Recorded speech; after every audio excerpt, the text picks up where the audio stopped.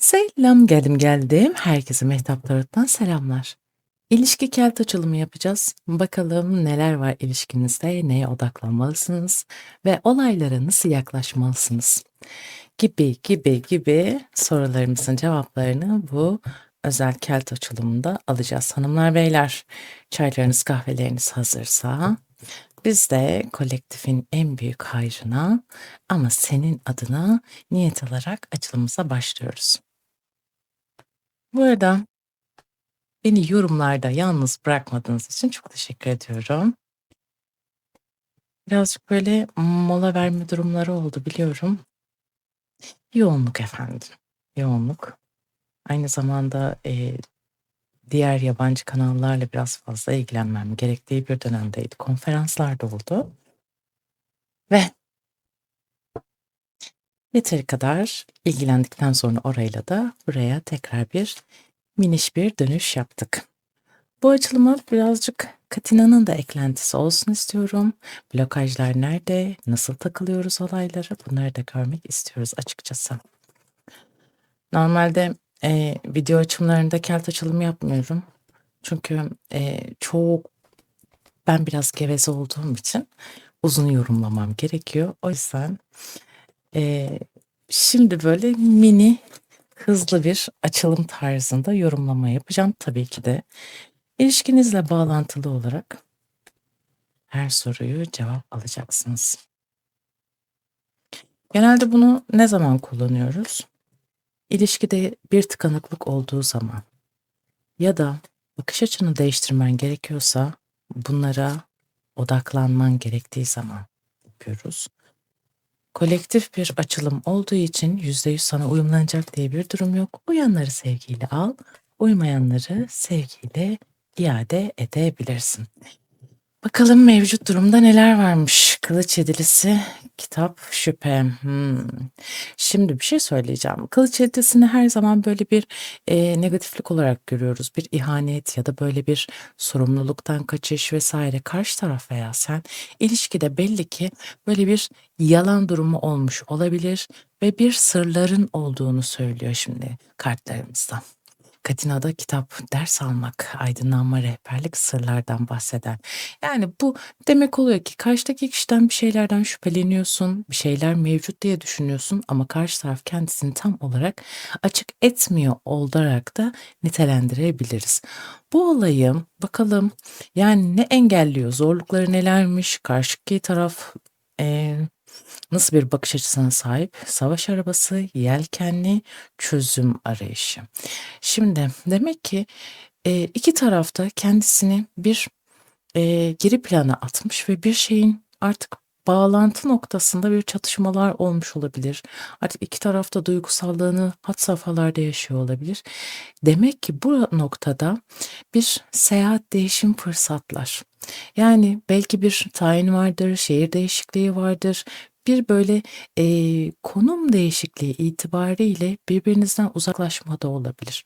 Şimdi burada araba aslında güçlü kararları, alıp da bunları hayata geçirmekle bağlantılı mesajlar vermekte ve bunun karşı tarafın ya da sizin yapmadığınızı görüyoruz. Burada, kılıç yedilisine geldiğimiz noktada belki, yüzleşmekten kaçtığınız bir durum olabilir ilişkinizde ve bundan dolayı da çözüm arayışlarının olmayışı ya da tamamen kör noktaya odaklanmanızdan sağlanan bir negatif durum ilişkinizde mevcut diyebiliriz. Peki bu ilişkide neye odaklanmalısın? Yani gözden kaçan durum ne? Bir de buna bakalım. Kılıç onlusu, mektup, karamsarlık. Ya bak şimdi, uzaktan gelen güzel haber, olumlu mesajlar, bir yere varış ya da dönüş. Kılıç onlusunda da hayatım burada gerçekten bitip bitmediğini hep böyle zihninde, eee, nasıl diyeyim, defalarca düşünüyor olabilirsin. Keşke karşıdan bir mesaj gelse, ben bazı şeyleri belki unutabilirim ya da kapatabilirim, omzumdaki bu yükleri atabilirim diyorsun ama burada ne var biliyor musun? Tükenmiş bir karakter var. Belki sensin ya da karşıdaki kişi. Burada kendine biraz odaklanman gerekiyor. Çünkü karamsarlık çok fazla var. Yani bu ilişkiye güvenmediğin ya da sahip çıkmadığın o kadar bariz ki. Ve şöyle söyleyeyim. Belki sen de bilmiyorsun bitip bitmediğini. Yani belki bir yeni başlangıçlar olabilir diye düşünüyorsun ama aklın hep arka planda onunla böyle bir iletişimde olsak vesaire gibi durumlarda destek çıksak diye hep zihninde bu durumlar var ama temelinde neye odaklanmalıyız? Karamsarlık. Yani kartlar o kadar şey geliyor ki yani bir beklentin var. Yani bunu karşı taraftan artık belki de beklememen gerekiyor. Ani bir mesaj olabilir, iletişim kanalı olabilir. Sürekli bir beklenti içinde olduğunun mesajı var. Bunu birazcık sakinleştirmen gerekebilir. Peki, pardon. Senin ilişkideki güçlü taraflarına bir bakalım. Yalnız kalma ihtiyacın var senin gerçekten. Belki de bazı şeyleri düzenlemek için geri çekilmen gerekiyor. Yargı bizde mahkeme kartıdır hayatım. Burada yüzleşilmesi gerekiyor. Belki negatif olan şeyler konuşulması gerekiyordur. Artık dişilin de erilin de sıkışmış olduğu pozisyonlardan çıkarak, cesaretlerini toplayarak artık yeniden belki de yelkenleri açmaya ihtiyaçları olduğunu söyleyebilirim. Bu alanda karşı taraftan belki çok şüphe duyduğun noktalar olmuş olabilir. Hep böyle kuşku, şüphe, çözüm arayışı, karamsarlık kartları geldiği için söylüyorum. Dare kartı geldi. Burada düzenli şüpheci, yeni başlangıçlar yapan, ne istediğini bilen çok güçlü bir eril enerji var. Belki de bu karakter sana baskı yapıyordur. Yani burada sen erilsin veya dişilsin demiyorum. Yani seni belki de zorlu bir hayata sıkıştıran karakter bu kişidir. Sürekli bir şeyleri sana dayatıyor olabilir bu ilişkideki karakter ve sen de bununla beraber artık ben yalnız kalmak istiyorum. Bu benim yaptığım en güzel şey diyerek kendini yavaş yavaş böyle kenarıya çekiyor da olabilirsin. Analiz yapan kişi sensen eğer ilişkideki problemleri artık görmezden gelerek ilerleyemeyeceğinin farkına varmış olabilirsin. Daha ne kadar uyumlu ilerleyebiliriz bilmiyorum ya da ne kadar uyumlanmaya çalışabilirim bilmiyorum ama destek görmediğim noktada artık ben kolay kolay hareket edemem dediğin bir alan olduğunu görüyoruz bu durumda hayatım. Peki devam edelim. Bu ilişkiden veyahut da geçmişten alacağın dersler bu birlikteliğine nasıl bir ışık tutacak baktığımızda İmparatoriçe yani var ya kendini üzülmekle o kadar bitap bir enerjiye düşürüyorsun ki yani dişiliği, bereketliği kaybediyorsun diyebilirim. İmparatoriçe en bereketli kartlardan bir tanesidir hayatım. Şimdi Ariman geldiği zaman yaptığınız işten keyif almak enerjisi, aşk sihrinizi kullanmak diye de kibarca tabir edebiliriz. Şimdi her zaman cıvıl cıvıl olan bir insan, kahkahalarla etrafı dolduran bir kişi olabilirsin. İnsanlara güven veren, böyle şen şakrak birisi olabilirsin ama geçmişinden ders alman gereken nokta artık o bereketli zamanını keder, elemle birlikte mahvediyorsan bu alanları da şifalandırman gerekebilir, iyileştirmen gerekebilir. Çok fazla kendi üstüne geliyorsun demek ki. Yani aldığın dersler de bu olabilir belki de. Yani ben çok kendi kul hakkıma girdim. Bu noktadan sonra artık bir şeyleri daha çok böyle yolunda gitsin, çabalayabileyim enerjisine geçebileceğim bir alanda olabilir. Bu süreç içerisinde ilişkinle bağlantılı, hayatınla bağlantılı olan yakın geleceğinde ihtimaller nelerdir dediğimizde para onlusu, parsadra, sadakat, güven. Hep sadakatle sınanıyorsun değil mi? Şimdi burada para onlusu dediğimizde burada Başak enerjisi de vardır. Aileyi birazcık daha böyle önemseyen, aileye güvenle bağlanan ve tamamlanmayı isteyen bir durumdan bahsediyoruz ve sadakat, güven tekrar piyasaya gelebilir. Ama dikkat etmek lazım. Buna şimdi hani dedik ya alacağın, aldığın derslerle bağlantılı olarak. çok yakın çevrende dedikoducu bir kadın olabilir. Yani arkadaş zannettiğin olmayabilir ya da güvendiğin insan farklı bir karakter olabilir.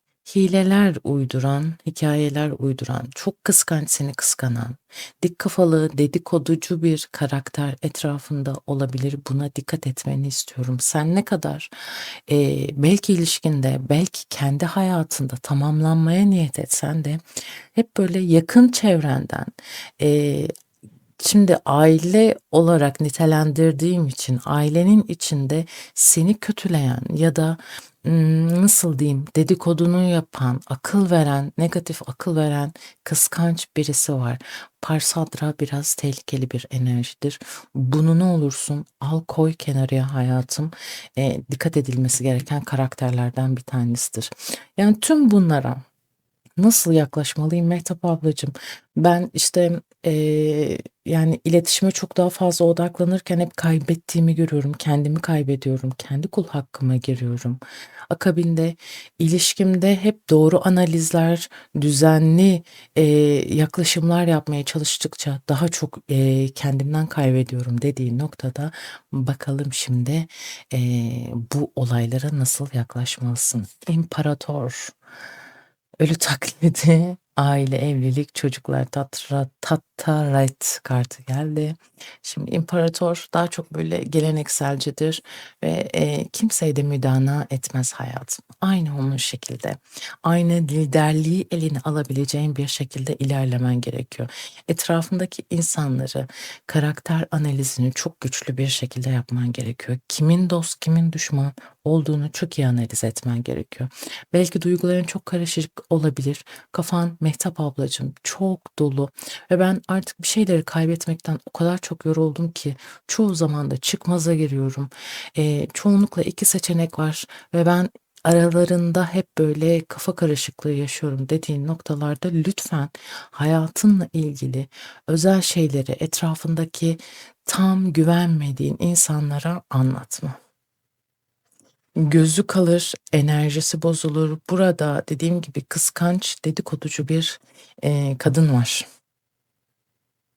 Buna lütfen dikkat et. Bu noktada kendin onlara karşı kendi duygularını aktarmakla bağlantılı güvenmediğin insanlarla hayal kırıklığı yaşamaman için ölü taklidi yapman gerekiyor. Nasıl gidiyor hayat?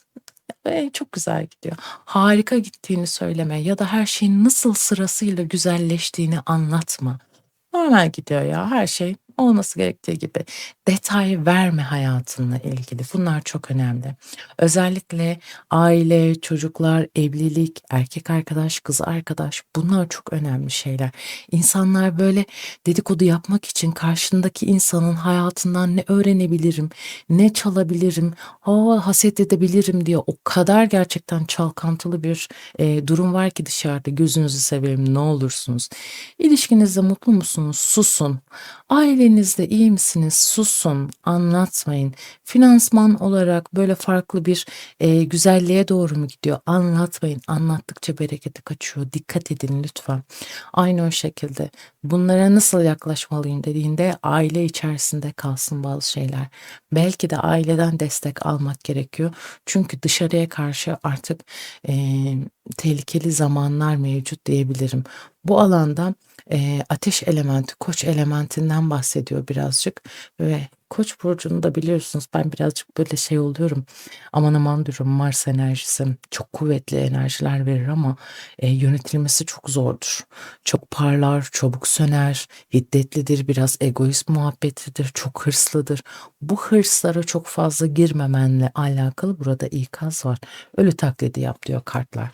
Devam edelim bakalım. Neyi bilmen gerekiyor? İlişkiyle, hayatınla bağlantılı.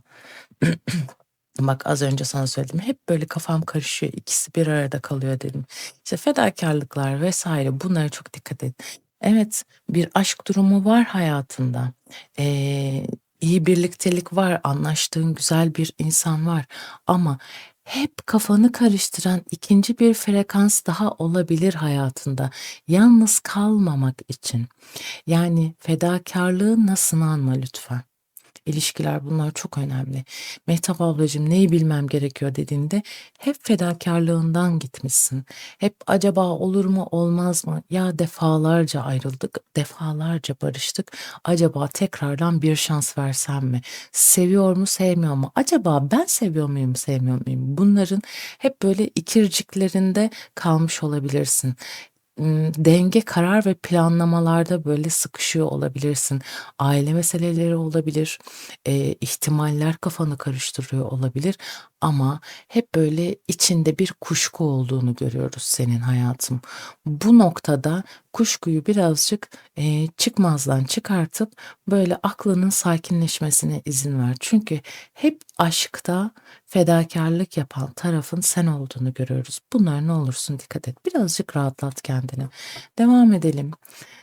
Yani bu ilişkide isteğinin, dileğinin olması amacıyla ya da başka bir yani Mehtap ablacığım genel olarak dinliyorum ben dediğinde, zorluklar bitiyor mu acaba dediğinde son 2 kartlara geleceğiz. Şimdi bir bakalım isteğinin olması için neleri fark etmen gerekiyor? Belki ilişkideki döngüler, kısır döngüler, belki de ilerlemen gereken, kendini geliştirmen gereken noktalar neymiş? Para kraliçesi, duyguları gizleme. Evet.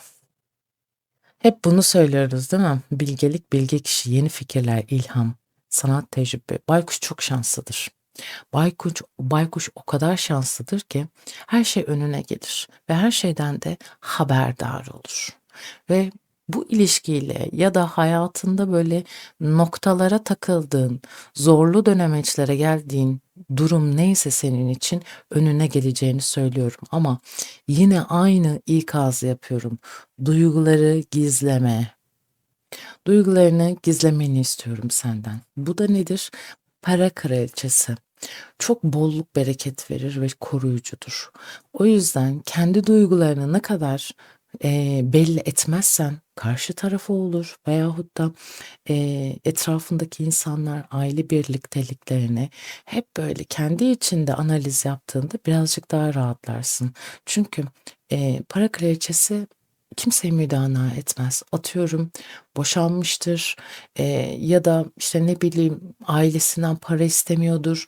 Kendi hayatını, kendi, imkânlarında ilerleten bir karakterdir para kraliçesi. Kimseye ihtiyacı yoktur.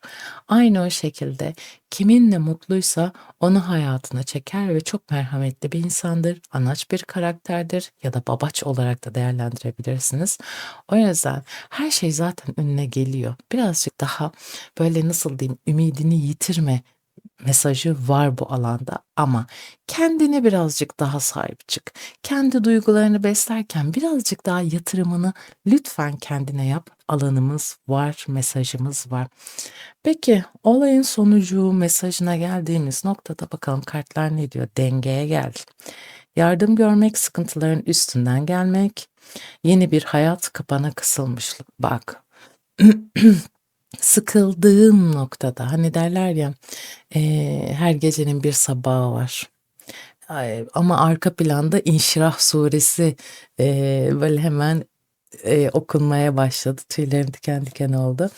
Ne olursun dengeye gel. Zaten bir şekilde, karayla beyaz ayrılacak. Bunu unutma. Yani hayatından memnun olabileceğin noktalara gelebiliyorsun ama kendi değerini, kendi eşitliğini, eee, ayarlayabilirsen, daha dikkatli olabilirsen diye bir durum var. Bak etrafındaki insanlardan illaki yardım görebilirsin ama yeni bir hayatsa yeni bir hayat ya da bu ilişkinde sıkıntıya girebileceğin nokta var diye düşünüyorsan bunu da mantık çerçevesinde gelebileceğinin mesajları var. Yani ailenin huzur bulduğu, zorlukların bittiği, kendini böyle çok izolasyona sokmadan aradığını bulabileceğin, kimsenin kimseyle, karşılaştırılmayacağı bir alan mevcut diyebilirim hayatım.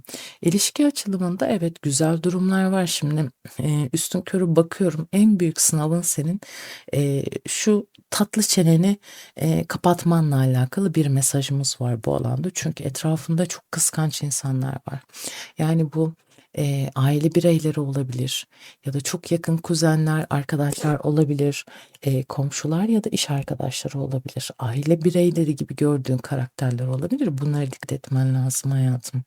Ve insanlardan o kadar kuşku şüphe duyuyorsun ki yardıma ihtiyacın olsa bile istemiyorsun yarın öbür gün başıma kakar dediğin durum. Yani ne, partnerinden yardım istiyorsun ne de, yakındaki güvenilebilecek bir insanlardan istemiyorsun yardım. Ceketini alıp çıkmanın da bir zamanı gelir ama şimdi değil diyebilirim hayatım. Şimdi kendi özüne dönmen önemli senin için. Peki, gelelim 3 kartlarımıza gelelim bulabilirsem. Hıh. Ne zamandır geçen yıl gerçi yaptım da kırmızı gül destesinden 3 tane kart seçeceğim. Karşında olsa ne söylerdi bir bakalım. Duyguları neler olurdu? Kendisini nasıl ifade ederdi? 3 tane kart seçelim. İstersen hepsini seçebilirsin, istersen bir tane seçebilirsin. Yani benim de merak ettiğim şeylerden bir tanesi, insan kendi değerini bildikçe etrafındaki seçenekler daha aydınlık, daha net bir şekilde geliyor. Siz bunu hayatınızda fark ettiniz mi? Yani, böyle, daha flörtöz olduğunuz zaman aynı o enerjiye sahip birisi geliyor ve hayatınız, alt üst oluyor. Aslında sen flörtöz bir karakter değilsin. O an öyle gelişiyor olaylar ve hayatını mahveden bir karakter geliverebiliyor. Ya da çok merhametli, sakin bir enerjideysen, frekanstaysan, tükenmişlikten çıktıysan bu frekansa benzer birisi hayatına geliyor ve hakkını savunabileceğin bir belki ilişki yaşarsın, belki yaşayamazsın. O yüzden kendini aşağıdaki durumlardan biraz çek. İnadına mutlu ol, inadına kahkaha at. Bunlar önemli şeyler. Yani yapabilen depresansız, sözüm meclisten dışarı, yorumlarda yazsın. Bu eşikleri, hendekleri sizler nasıl atlıyorsunuz? Ben de bunları merak ediyorum. Kimi mesela danışanlarım var, hayata küsmüş. 4-5 sene, boşandığı eşini hala anıyor.